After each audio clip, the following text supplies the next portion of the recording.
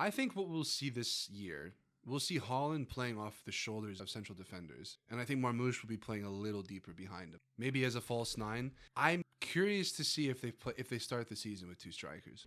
Defensively, it's a better option too, because then you could play Rodri and Lijnders as your two holders. One goes a little bit forward, which will probably be Lijnders. Rodri can hold it by himself.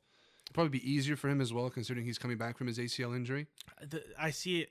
I feel like it's difficult. If Lijnders and Rodri are starting, I feel like it's difficult to start Marmoush and Holland up top. I mean, looking at some of the footage that you guys had, as opposed to doing the inverted fullback thing, which I actually think just congested your midfield and made it more difficult to play out. Interestingly, I think we're also going to be seeing a lot of Ait Nouri playing just very wide left to just keep the width. Whether Rico Lewis, I think you guys need a right back, in my opinion, but if Rico Lewis can do the same thing, at times it looked like a 2-3-5. Yeah. It literally looked like you had two central defenders, you had three in midfield, and you had five forwards.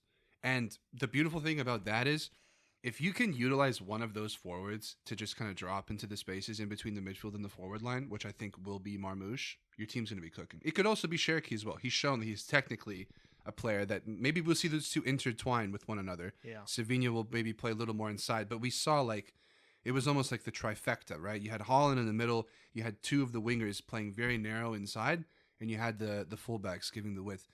That's the thing. If you can utilize that width, City's going to be a very dangerous team.